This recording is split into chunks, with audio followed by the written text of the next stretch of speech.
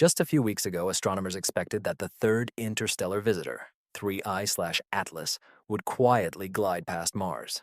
However, something incredible happened. In just 48 hours, this object flared up, shining 6 times brighter than any comet models predicted, forming a cloud of carbon dioxide half the diameter of the Sun. Now, Earth's telescopes are helpless as Atlas races towards Mars at nearly 70 kilometers per second, slipping out of our sight in the sunlight.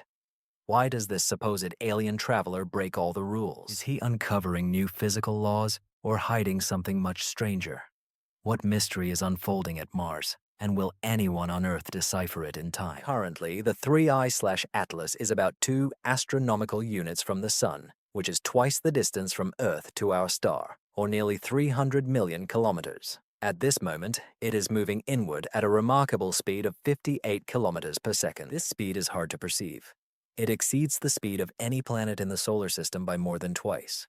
Mercury, the fastest planet, rotates at just under 48 kilometers per second. The 3I/Atlas would cover the distance from Earth to the Moon in just over an hour, while the Apollo astronauts took 3 days. Approaching perihelion at the end of October, its speed will increase even more, reaching nearly 68 kilometers per second, which is an extreme value for natural objects within the inner solar system. In comparison, the Parker Solar Probe, the fastest human-made object, will eventually reach speeds of about 200 kilometers per second, but only after many years of gravitational maneuvers and careful planning. 3I/Atlas reaches its speed simply by falling, drawn by the Sun's gravity along a hyperbolic trajectory. On the astronomical magnitude scale, 3I/Atlas has reached the 12th magnitude. This number, although technical, holds real significance. The dimmest stars visible to the naked eye have a magnitude of about 6.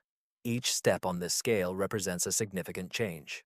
A difference of 5 magnitudes means a 100-fold change in brightness. A jump from the 16th to the 12th magnitude, like in the case of the 3I/Atlas, is equivalent to an increase in brightness of about 40 times. However, even at this level, the comet remains invisible to the eyes. Only with a medium-sized telescope and a clear, dark sky can astronomy enthusiasts discern it. For most, it is a ghostly spot, barely distinguishable from the background.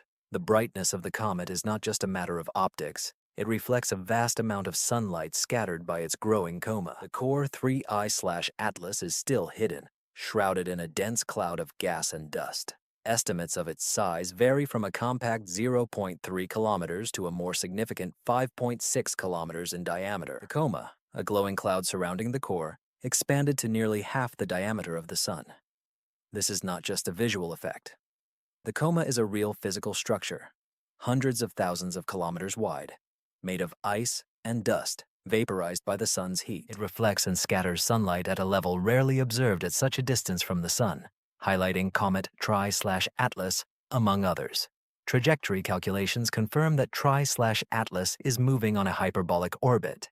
It is not bound to the Sun. This is a one-time passage through the solar system that will never be repeated. The closest approach to Earth will be no less than 1 whole and 8/10 astronomical units, so there is no threat of collision or debris. However, the urgency lies in another matter: the fleeting opportunity to observe an interstellar guest swiftly passing through our solar system and soon disappearing into the sunlight. Each metric, distance, speed, brightness, places 3/Atlas far beyond the familiar patterns of solar system objects. These data are difficult to compare.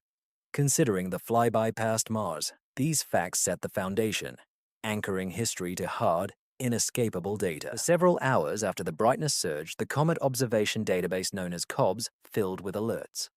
Amateur astronomers in Australia were the first to note the measurements, recording a 6-fold increase in brightness within just 2 nights. Is this a real outburst or an artifact of photometric scattering? On October 3rd, 3/Atlas will fly past Mars at a distance of about 30 million kilometers. This is close in cosmic terms, but still far from any risk zone for the red planet or its orbital satellites. The comet's trajectory is inexorably directed outward, determined by an eccentricity greater than 1. This number, though simple, means that the object is not bound to the Sun. An interstellar visitor makes a singular, irreversible pass through the solar system before vanishing into deep space. For Earth, the closest approach has already occurred. never dipping below 1.8 astronomical units. In practical terms, this is more than 270 million kilometers, almost twice the distance to the Sun. There are no fragments, no collision threats, no meteor showers. All that is at stake is the data we can collect while the window of opportunity is open, but it is closing quickly. As the 3/Atlas moves swiftly inward, the geometry of its path contradicts the astronomers working with ground telescopes. The angle between the comet and the Sun, known as solar elongation, decreases each day. By October 21st, this angle drops below 30 degrees, a critical threshold. Below this level, even the most modern telescopes struggle to distinguish the faint glow of the comet from the overwhelming brightness of the evening sky. For most observers, the practical window for observation closes in early October, just as the comet approaches Mars. The timing is ruthless. Periapsis occurs on the 29th or 30th of October, when 3/Atlas passes at a distance of 1.36 to 1.40 astronomical units from the Sun. At this moment, its speed reaches a peak of about 68 kilometers per second, and the comet's activity is expected to reach its maximum. However, from Earth, the comet is lost in the sunlight and becomes invisible even to the largest observatories. This period of absence of observations, lasting from early October to early November, means that the most dramatic phase of the comet's evolution will occur out of human sight. All of this was pre-modeled using orbital simulations that track every detail of the comet's trajectory based on data from hundreds of observations. The numbers speak for themselves. Comet 3/Atlas will not return. Her hyperbolic trajectory guarantees that any mysteries left unsolved in the coming weeks will remain so for generations. The urgency of the situation is clear, but it's not about danger. It is a rare opportunity to observe an object from another star system as it interacts with our Sun and planets before disappearing forever. The only way to extend this observation time is to pass the search to the spacecraft already in orbit around Mars, each equipped with its own instruments and capable of capturing this fleeting moment. The race for data began when Comet 3/Atlas deviated from its predicted path.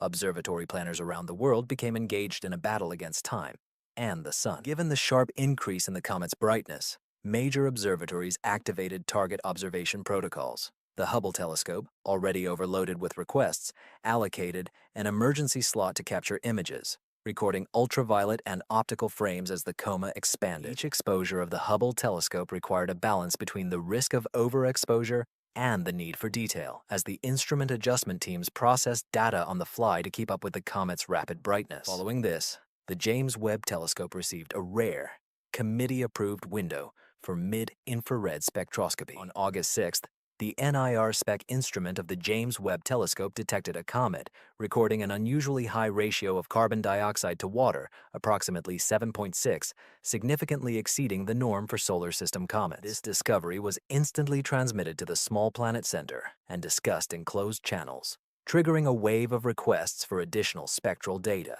The Gemini South Observatory in Chile became the next, capturing a sequence of optical and near-infrared images. A wide field of view and rapid changes in objects allowed the teams to track subtle changes in the structure and color of the coma, even as the brightness of the object fluctuated from night to night. Meanwhile, SPHEREX, the NASA infrared satellite, adjusted its scanning mode to capture brief moments of the comet's spectral evolution. Although SPHEREX was not designed for rapid follow-up observations, its wide range of wavelengths provided a unique basis for tracking volatile substances as the comet crossed various distances from the Sun. Each institution contributed its strengths and weaknesses. The Hubble telescope could resolve fine details of the coma, but only during narrow time windows. The James Webb Telescope provided unprecedented sensitivity in the infrared range, but the schedule was tight, with other priority objects waiting their turn. Ground observations of the comet using Gemini were limited by weather conditions and the decreasing solar angle. Coordinating all these resources required a level of organization more characteristic of planetary defense exercises than routine comet work. The directors of the observatories faced requests from competing scientific teams while data transmission channels operated around the clock, processing and distributing raw footage. Debates in messaging apps flared over filter choices and exposure times, as every observation mattered. The feeling of urgency intensified with the approaching eclipse. As soon as the comet enters the sunlight, ground telescopes will be blind for weeks. The lost available data, ultraviolet images from the Hubble telescope, Carbon dioxide spectra from the James Webb Telescope and color photos from Gemini will be the final records from Earth's perspective. With the transmission of observations to the Martian orbital probe, the ground campaign turned into a test of global coordination, striving to obtain every possible measurement from the vanishing target.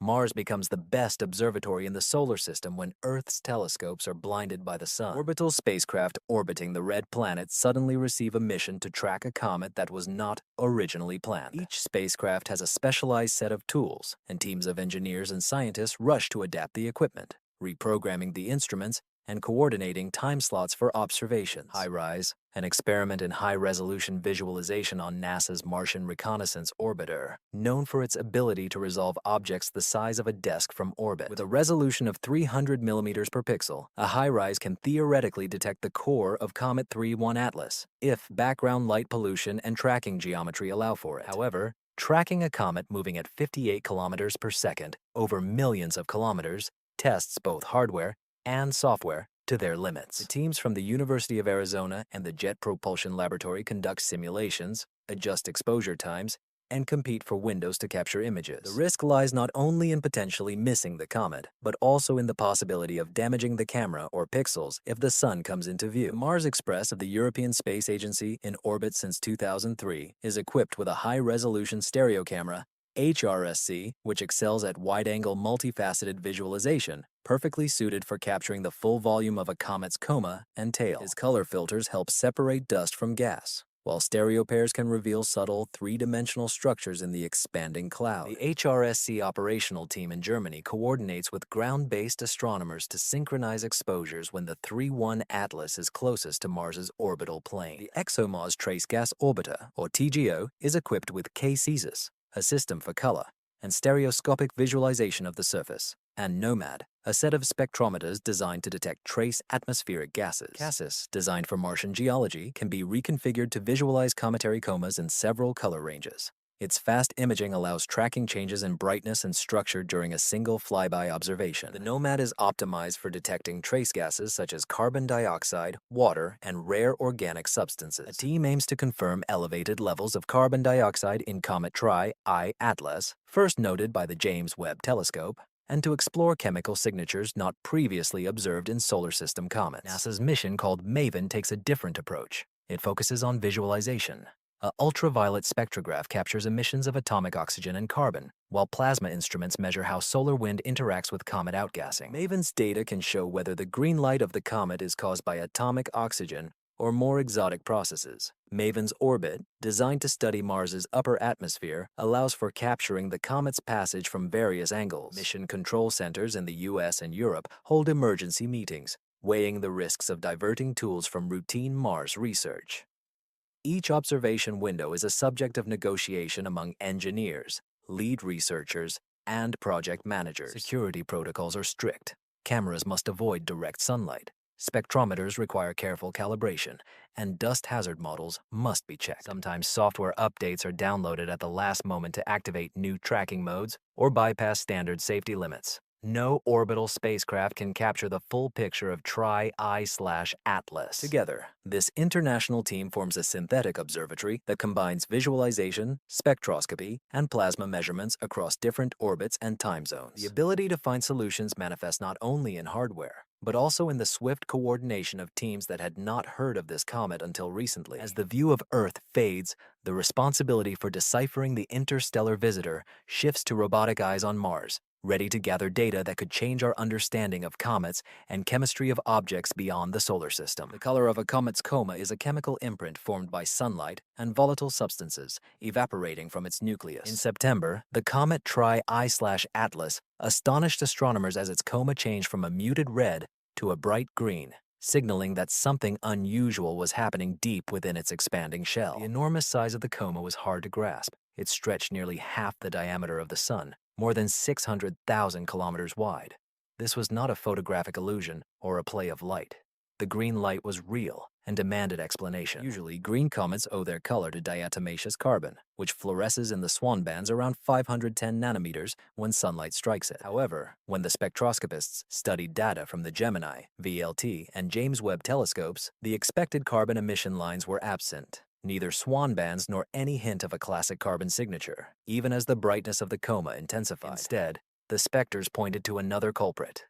Observations made by the James Webb Telescope in August showed a carbon dioxide to water ratio of 7.6, an astonishing value significantly exceeding the measurements of most comets in the solar system, where water usually predominates. This discovery drew attention to atomic oxygen, particularly the forbidden OI emission, at a wavelength of 5,577 angstroms. This green line appears when sunlight and energetic electrons break apart carbon dioxide and water molecules, releasing oxygen atoms that emit green photons, returning to a stable state. In a dense coma rich in carbon dioxide, comets 3 at Atlas, solar ultraviolet radiation, and photoelectrons act as catalysts, transforming this region into a factory for producing green OI radiation.